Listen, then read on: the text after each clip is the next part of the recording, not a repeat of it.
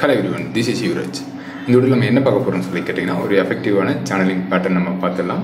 So நார்மலாக சேனலை பொறுத்து டெக்னிக்கலில் என்ன பர்பஸ்க்காக அதிகமாக யூஸ் பண்ணுறாங்கன்னு சொல்லி கேட்டிங்கன்னா மார்க்கெட்டுடைய டைரக்ஷன், அதாவது மார்க்கெட்டுடைய ட்ரெண்டை கண்டுபிடிக்கிறதுக்கு இது ஒரு மேஜர் ரூலாக ஒர்க் ஆகும்.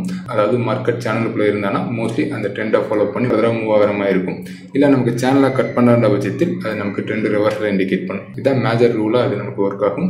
அப்படி இல்லாமல் இது ட்ரேடிங் மெத்தடுக்கும் யூஸ் பண்ணுவாங்க. ஸோ ஃபர்ஸ்ட் அது எப்படின்னு சொல்லிட்டு சிம்பிளாக பார்த்துலாம். இந்த இடத்துல நான் ஒரு சேனல் ட்ரா பண்ணியிருக்கேன். இந்த இடத்துல இது எந்த மாதிரி யூஸ் பண்ணுவாங்கன்னு சொல்லி கேட்டிங்கன்னா ஃபர்ஸ்ட் 2 ஸ்விங் ஃபார்ம் ஆகிற வரைக்கும் வெயிட் பண்ணுவாங்க. அதாவது 2 ஹை 2 லோ ஃபார்மேஷன் கிடைக்கணும். அந்த மாதிரி நமக்கு கிடைச்சதுன்னா அதை ஃபாலோ பண்ணி வரக்கூடிய ஒவ்வொரு ரிஜெக்ஷன்லையும் என்ட்ரி எடுப்பாங்க. இந்த இடத்துல 2 ஸ்விங்கை பொறுத்தளவு இது நமக்கு ஒரு ஸ்விங்காக இருக்கும், இது நமக்கு ஒரு ஸ்விங்காக இருக்கும். இது மொத்தம் நமக்கு 2 ஸ்விங்காக இருக்கும். இதை ஃபாலோ பண்ணி மார்க்கெட் சேனலுடைய டாப் ரிஜெக்ஷன் கொடுக்கும்போது இந்த இடத்துல ரிஜெக்ஷன் என்ட்ரி இருப்பாங்க. அந்த மாதிரி ரிஜெக்ஷன் என்ட்ரி இருக்கும்போது சேனலுடைய பாட்டம் வந்து டார்கெட்டாக இருக்கும். சேனலுடைய பாட்டத்தில் ரீச் பண்ணும்போது இந்த இடத்துல போர்ஷனை எக்ஸிட் பண்ணிட்டு அகைன் இந்த இடத்துல ரிஜெக்ஷன் ஃபார்ம் ஆச்சுன்னா சேனலுடைய டாப்பில் அதுக்கான போர்ஷனை எக்ஸிட் பண்ணுவாங்க. ஸோ இந்த மாதிரி தான் ரிஜெக்ஷன் என்ட்ரி இருப்பாங்க. இந்த இடத்துல பிரேக் அவுட் என்ட்ரி எந்த மாதிரி எடுப்பாங்கன்னு சொல்லி கேட்டிங்கன்னா 2 விதமாக எடுப்பாங்க. நம்பர் ஆஃப் 10 டச்சஸை பேஸ் பண்ணி பிரேக் அவுட் என்ட்ரி எடுப்பாங்க. அதே மாதிரி நம்பர் ஆஃப் ஸ்விங்கை பேஸ் பண்ணியும் பிரேக் அவுட் என்ட்ரி எடுப்பாங்க. இந்த இடத்துல நம்பர் ஆஃப் டச்சஸ் எந்த மாதிரி இருக்குன்னு சொல்லி கேட்டிங்கன்னா டவுன் சைட் சேனலை பொறுத்தளவு அப்பர் டென்னில் 5 டச் நடந்ததுன்னா 5th டச் நமக்கு பிரேக் அவுட்னு சொல்லுவாங்க. இந்த இடத்துல நான் எடுத்து காட்டுறேன். இது நமக்கு சேனலுக்கான ஃபர்ஸ்ட் டச், இது நமக்கு சேனலுக்கான செகண்ட் டச், இது நமக்கு சேனலுக்கான 3rd டச், இது நமக்கு சேனலுக்கான 4th டச். 5th டைம் நமக்கு பிரேக் அவுட் கொடுக்கும். அந்த மாதிரி பிரேக் அவுட் கொடுக்கும்போது இது நமக்கு ட்ரெண்ட் ரிவர்ஸில் இண்டிகேட் பண்ணும். இது நமக்கு பிரேக் அவுட் என்ட்ரி. அதே மாதிரி பிரேக் அவுட்டே கொடுத்தாலும் வெயிட் பண்ணி கன்சர்வேட்டிவாக ரீடெஸ்ட் என்ட்ரியும் எடுப்பாங்க. அது எப்படின்னு சொல்லி கேட்டிங்கன்னா இந்த இடத்துல மார்க்கெட் என்ன தான் நமக்கு பிரேக் அவுட் கொடுத்துருந்தாலும் மார்க்கெட் பிரேக் அவுட் கொடுத்ததுக்கப்புறம் ஒரு மைனர் புல் பேக் கொடுத்துட்டு அதை ஃபாலோ பண்ணி ரிஜெக்ஷன் கொடுக்கும். அந்த ரிஜெக்ஷன் ஆனது அகைன் அந்த சேனலுடைய பாட்டத்தை எப்போ ரீச் பண்ணுதோ அதுக்கப்புறம் என்ட்ரி எடுக்கும்போது இது ரீடெஸ்ட் என்ட்ரின்னு சொல்லுவாங்க. இதுவும் நல்ல எஃபெக்டிவான ரிசல்ட் தான் கொடுக்கும். ஸோ இது ஒரு kind of break out entry. அப்படி இல்லாமல் இதுக்குள்ள 5 ஸ்விங் நடந்துட்டு 5th டைம் பிரேக் அவுட் கொடுக்கும்போதும் என்ட்ரி எடுப்பாங்க. அது எப்படின்னு சொல்லி கேட்டிங்கன்னா இந்த இடத்துல பாருங்கள், நம்பர் ஆஃப் ஸ்விங் எத்தனை நடந்துக்குன்னு சொல்லி பார்க்கும்போது இது நமக்கு 0 இருக்கும், இது நமக்கு 1 இருக்கும், இது நமக்கு 2 இருக்கும், இது நமக்கு 3 இருக்கும், இது நமக்கு 4 இருக்கும், இது நமக்கு 5 இருக்கும்.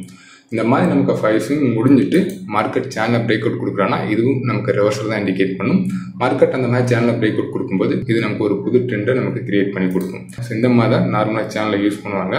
பட் இன்றைக்கி நம்ம என்ன பார்க்க போகிறோம்னு சொல்லி கேட்டிங்கன்னா இந்த மாதிரி ஒரு 5 ஸ்விங்கோ ஒரு 5 டச்சோ இல்லாமல் சிம்பிளாக ஒரு 3 ஸ்விங்கில் ஒரு சேனல் ஃபார்மேஷன் கிடைச்சிட்டு அந்த சேனல் பிரேக் அவுட் கொடுக்கும்போது நமக்கு எந்த மாதிரி சக்ஸஸ் கிடைக்குன்னு சொல்லிட்டு பார்த்துக்கலாம். ஸோ இப்போ பார்க்க போகிற மெத்தடை பொறுத்தளவு ஒன்லி பிரேக் அவுட் என்ட்ரி தான், ரீடெஸ்ட் என்ட்ரி கிடையாது. அதே மாதிரி ரிஜெக்ஷன் என்ட்ரியும் கிடையாது. ஸோ அது எப்படின்னு சொல்லிட்டு ஃபர்ஸ்ட் நான் ட்ரா பண்ணி காட்டேன். அதுக்கப்புறம் மார்க்கெட்டை நம்ம செக் பண்ணி பார்க்கலாம். ஃபர்ஸ்ட் இதுக்கான ஸ்ட்ரக்சரை பொறுத்தல எந்த மாதிரி இருக்குன்னு சொல்லி கேட்டிங்கன்னா ப்ரீவியஸில் ஒரு ட்ரெண்ட் நடந்திருக்கணும். இந்த ட்ரெண்டை ஃபாலோ பண்ணி மார்க்கெட் ஒரு புல் பேக், அதை ஃபாலோ பண்ணி அகைன் ஒரு மைனர் கரெக்ஷன், அதை ஃபாலோ பண்ணி அகைன் நமக்கு ஒரு புல் பேக் நடந்திருக்கும். இதுக்கான ஸ்விங் கணக்கு பார்க்கும்போது இது நமக்கு 0 இருக்கும்.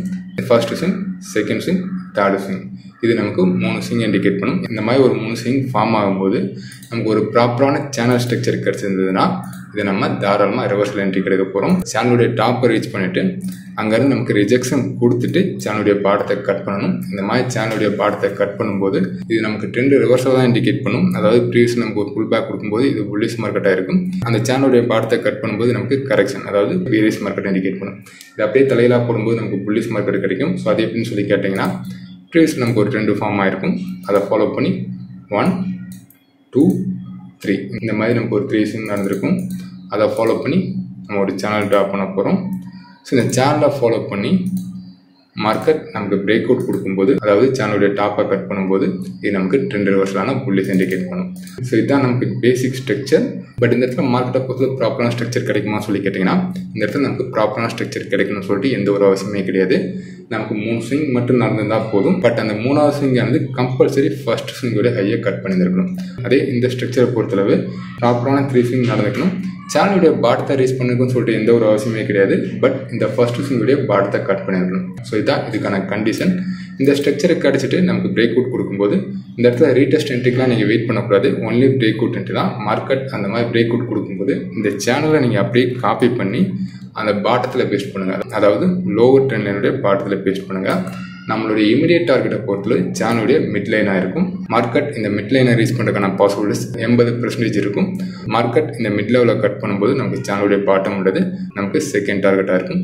இதை ரீச் பண்ணுறதுக்கான பாசிபிலிட்டிஸ் நமக்கு 60% மட்டும் தான் இருக்கும். அதே மாதிரி நான் புல்லிஷ் மார்க்கெட்டுக்கும் எடுத்து காட்டுறேன். இந்த இடத்துல மார்க்கெட் நமக்கு பிரேக் அவுட் கொடுக்கும்போது இந்த சேனலை அப்படியே காப்பி பண்ணி நீங்கள் அப்பர் ட்ரெண்டில் பேஸ்ட் பண்ணுங்கள். ஸோ இந்த மாதிரி நம்ம பேஸ்ட் பண்ணும்போது நம்மளோட இமீடியட் டார்கெட் சேனலுடைய மிட் லெவலாக இருக்கும். இங்கேயும் ரீச் பண்ணுறதுக்கான பாசிபிலிட்டிஸ் 80% இருக்கும். அதே மாதிரி இதுக்கான செகண்ட் டார்கெட்டை ரீச் பண்ணுறதுக்கான பாசிபிலிட்டிஸ் நமக்கு 60% தான் இருக்கும். இது நமக்கு டார்கெட் ஃபிக்ஸிங்கான மெத்தட். ஸோ இதுக்கான ஸ்டாப் லாஸ் இந்த மாதிரி ஃபிக்ஸ் பண்ண சொல்லிட்டு நம்ம சார்ட்டில் பார்க்கும்போது உங்களுக்கு கிளியராக எக்ஸ்பிளைன் பண்ணுறேன். ஸோ இந்த மெத்தடுக்கு பின்னாடி இருக்கக்கூடிய கான்செப்ட் என்னன்னு சொல்லி கேட்டிங்கன்னா, இது நான் எலிட் வேவ்ல வந்து எடுத்தது தான். எலிட் வேவ்ல எப்பெல்லாம் ஒரு 3 வீக் கொண்டு ஸ்விங் முடியும் போது ஒரு சைக்கிள் முடியறதா இண்டிகேட் பண்ணும். ஸோ அந்த கான்செப்டை பேஸ் பண்ணி தான் நான் எடுத்திருக்கேன். ஸோ அதையும் சிம்பிளாக நான் எக்ஸ்பிளைன் பண்ணுறேன். ஸோ எலிட் வேவ் பொறுத்தளவு 8 வேவ் கொண்டது ஒரு ஸ்விங்காக இருக்கும். அந்த 8 வேவ் பொறுத்தளவு எந்த மாதிரி இருக்குன்னு சொல்லி கேட்டிங்கன்னா 0, 1, 2, 3, 4, 5 இந்த மாதிரி நமக்கு ஒரு 5 வேவ் கொண்ட மோட்டிவ் முடியும் போது அதை ஃபாலோ பண்ணி 3 வேவ் கொண்ட ஒரு கரெக்ஷனாக இருக்கும். நம்ம என்ட்ரி எடுக்க போகிறது இந்த 3 வேவ் கொண்ட கரெக்ஷனை தான் நம்ம என்ட்ரி எடுக்க போகிறோம். இந்த மாதிரி நமக்கு ஃபார்மேஷன் கிடைச்சதுக்கப்புறம் என்ன நடக்கும்னு சொல்லி பார்க்கும்போது இது ஏன் நமக்கு ப்ராஃபிட்டபுளான மெத்தடாக இருக்குன்னு சொல்லிட்டு உங்களுக்கு புரியும். எப்பவுமேவும் எலிட் வேவ் பொறுத்தளவு கன்டினியூஷன் ப்ராசஸ் தான். இப்போ எல்லாம் மார்க்கெட்டில் 5 வேவ் கொண்ட மோட்டிவும் 3 வேவ் கொண்ட கரெக்ஷன் முடியும் போது இது அடுத்த டிகிரிக்கு ப்ரொமோட் ஆகும். அந்த மாதிரி அடுத்த டிகிரிக்கு ப்ரொமோட் ஆகும்போது இதை ஃபாலோ பண்ணி அடுத்த சைக்கிள் நமக்கு கிரியேட் ஆகும். இதுதான் எலிட்டுடைய கான்செப்ட். எலிட் வேவ்ல முக்கியமான கான்செப்டே இதுதான். எப்பவுமே மார்க்கெட் ஒரு கன்டினியூஷன் ப்ராசஸ் தான் இருக்கும். ஸோ அதை பேஸ் பண்ணி பார்க்கும்போது இந்த சைக்கிள் நமக்கு கம்ப்ளீட் ஆச்சுன்னா அடுத்த சைக்கிள் நமக்கு கிரியேட் ஆகும். அடுத்த சைக்கிளும் நமக்கு 8 வேவ் தான். அந்த 8 வேவ் எப்படி நடக்கும்னு சொல்லி கேட்டிங்கன்னா லைக் சேம் 1, 2, 3, 4, 5 வேவ் கொண்ட மோட்டிவ் அதை ஃபாலோ பண்ணி 1, 2, 3 இங்கேயும் நமக்கு 3 வேவ் கொண்ட கரெக்ஷன் தான் நடக்கும். அதாவது ப்ரீவியஸில் நமக்கு 8 வேவ் கொண்ட ஒரு சைக்கிள், அந்த சைக்கிளில் நமக்கு 3 வேவ் கட் பண்ணும்போது அதை ஃபாலோ பண்ணி ஒரு 5 வேவ் கொண்ட மோட்டிவ், அதை ஃபாலோ பண்ணி 3 வேவ் கொண்ட கரெக்ஷன். ஸோ இங்கேயும் நமக்கு 3 வேவ் கொண்ட கரெக்ஷன் தான்.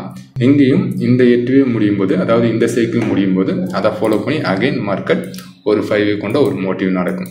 ஸோ இப்படி தான் எலிட் வேவ்க்கான கான்செப்ட் பில்ட் ஆகிருக்கான். ஸோ இந்த கான்செப்டில் நம்ம எங்கே என்ட்ரி எடுக்க போகிறோம்னு சொல்லி கேட்டிங்கன்னா இந்த 3 வேவ் கொண்ட கரெக்ஷன்லையும் இந்த 3 வேவ் கொண்ட கரெக்ஷன் நம்ம பிரேக் அவுட் என்ட்ரி எடுக்க போகிறோம். ஸோ அதையும் நான் ட்ரா பண்ணி காட்டினேன். ஃபர்ஸ்ட் நான் அதை டெலிட் பண்ணிக்கிறேன். முன்ன சொன்ன மாதிரி 3 வேவ் ஃபார்மேஷன் கம்ப்ளீட் ஆகும்போது ஒரு சேனல் நம்ம ட்ரா பண்ண போகிறோம். ஸோ இந்த சேனலை ஃபாலோ பண்ணி மார்க்கெட் பிரேக் அவுட் கொடுக்கும்போது நமக்கு என்ட்ரி கிடைக்கும். அந்த மாதிரி நம்ம பிரேக் அவுட் என்ட்ரி எடுக்கும்போது இந்த சேனலை அப்படியே காப்பி பண்ணி அந்த அப்பர் ட்ரெண்ட்ல நம்ம பேஸ்ட் பண்ணுற மாதிரி இருக்கும். இதுக்கு நம்மளுடைய இமீடியட் டார்கெட் என்ன சொன்னோம் கேட்டிங்கன்னா இந்த சேனலுடைய மிட் லெவலாக சொல்லியிருந்தோம். செகண்ட் டார்கெட்டை பொறுத்து சேனலுடைய டாப்பாக சொல்லியிருந்தோம். ஸோ இது ஏன் இந்த டார்கெட்டை நம்ம 2ஆக பிரிக்கிறோம்னு சொல்லி கேட்டிங்கன்னா நமக்கு ட்ரெண்டுடைய பாட்டத்தில் இந்த 3 வேவ் ஸ்ட்ரக்சர் கிடச்சதுன்னா நமக்கு இந்த 2 டார்கெட்டுமே ரீச் ஆகிறதுக்கான பாசிபிலிட்டி இருக்கும். மார்க்கெட் அந்த லெவலையும் கட் பண்ணிட்டு மேலேயும் போகலாம்.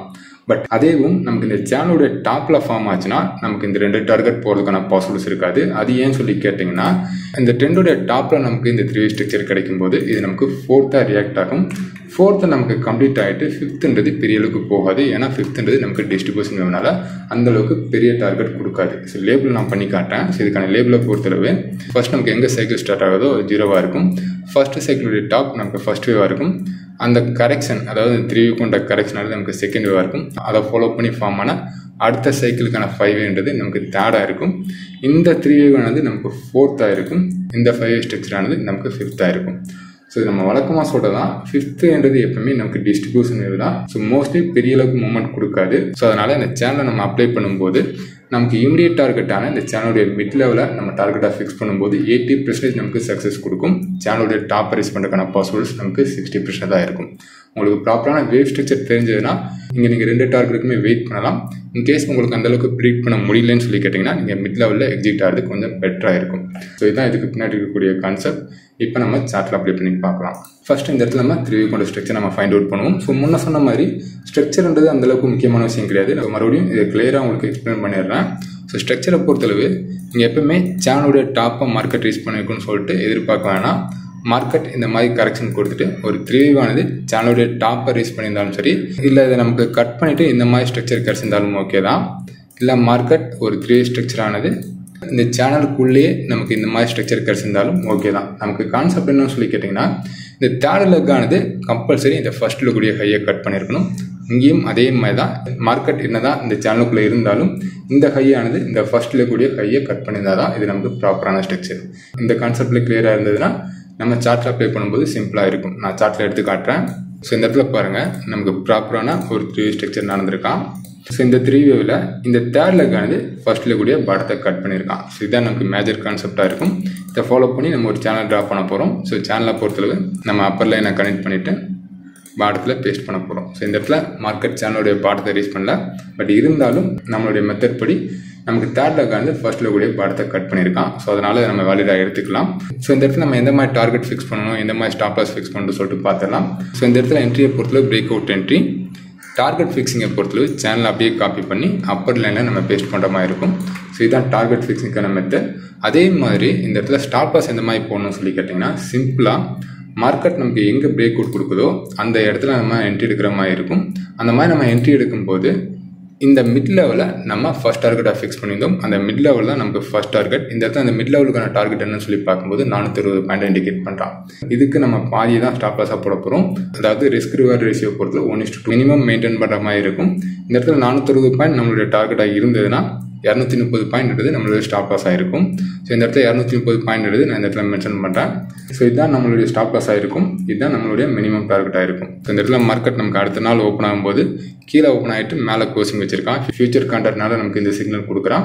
பட் இந்த கேண்டில் நம்ம அவாய்ட் பண்ணிவிட்டு இந்த இடத்துல நம்ம என்ட்ரி எடுத்துருந்தோம் சொல்லி கேட்டிங்கன்னா நம்மளுடைய ஸ்டாப் லாஸ் இந்த இடத்துல ட்ரிகர் ஆகிருக்காது. நம்மளுடைய மினிமம் டார்கெட்டான 460 பாயிண்ட் இந்த இடத்துல ரீச் ஆகிருக்கான். செகண்ட் டார்கெட்டை பொறுத்து சேனலுடைய டாப்பாக மென்ஷன் பண்ணியிருந்தோம். இந்த இடத்துல நமக்கு செகண்ட் டார்கெட்டும் ரீச் ஆகிருக்கான். ஸோ இந்த மெத்தடில் தான் நம்ம என்ட்ரி அண்ட் டார்கெட் ஃபிக்ஸ் பண்ணுற மாதிரி இருக்கும்.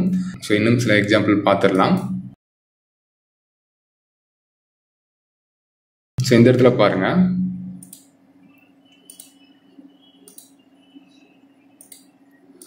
நமக்கு ப்ராப்பரான 0, 1, 2, 3 வேவ் ஸ்ட்ரக்சர் நமக்கு கிடைச்சிருக்கான்.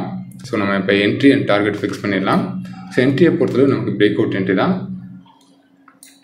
ஸோ இந்த இடத்துல நம்ம பிரேக் அவுட் என்ட்ரி எடுத்துருந்தோம் சொல்லி கேட்டிங்கன்னா நம்மளுடைய இமீடியட் டார்கெட் சேனலுடைய மிட் லெவலாக இருக்கும். செகண்ட் டார்கெட்டை பொறுத்தளவு சேனலுடைய டாப்பாக இருக்கும். ஸ்டாப் லாஸை பொறுத்தளவு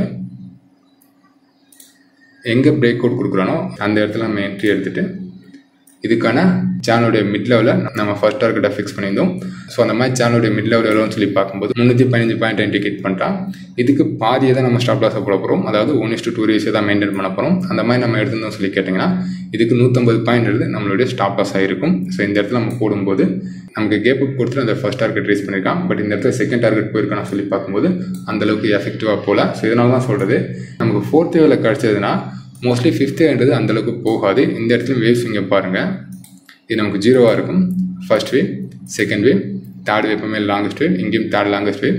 ஃபோர்த் எப்பவுமே கன்சல்டேஷன், இங்கேயும் நமக்கு லாங் கன்சல்டேஷன் கொடுத்துருக்கான். ஸோ ஃபிஃப்த்ன்றது நமக்கு டிஸ்ட்ரிபியூஷன் வேவ், அந்தளவுக்கு பெரிய அளவுக்கு ராலி கொடுக்காது. இங்கேயும் நமக்கு பெரிய ராலி கொடுக்கல. ஸோ இதனால தான் சொல்கிறது, நமக்கு எப்பவுமே இமீடியட் டார்கெட்டை ரீச் பண்ணுறதுக்கான பாசிபிலிட்டிஸ் 80% இருக்கும். அந்த செகண்ட் டார்கெட்டான சேனலுடைய டாப்பை ரீச் பண்ணுறதுக்கான பாசிபிலிட்டிஸ் நமக்கு 60% தான் இருக்கும். ஸோ அதை பேஸ் பண்ணி தான் இந்த இடத்துல நான் ஸ்டாப் லாஸ்ன்றதை இந்த ஃபர்ஸ்ட் டார்கெட்டுக்கு 1:2 நான் மெயின்டைன் பண்ணியிருக்கேன். ஃபர்ஸ்ட் டார்கெட் நமக்கு எவ்வளோ % இருக்கானோ அதுக்கு பாதி தான் நம்மளுடைய ஸ்டாப் லாஸாக மெயின்டைன் பண்ண போகிறோம். ஸோ அடுத்து இன்னொரு எக்ஸாம்பிள் நம்ம பார்த்துடலாம்.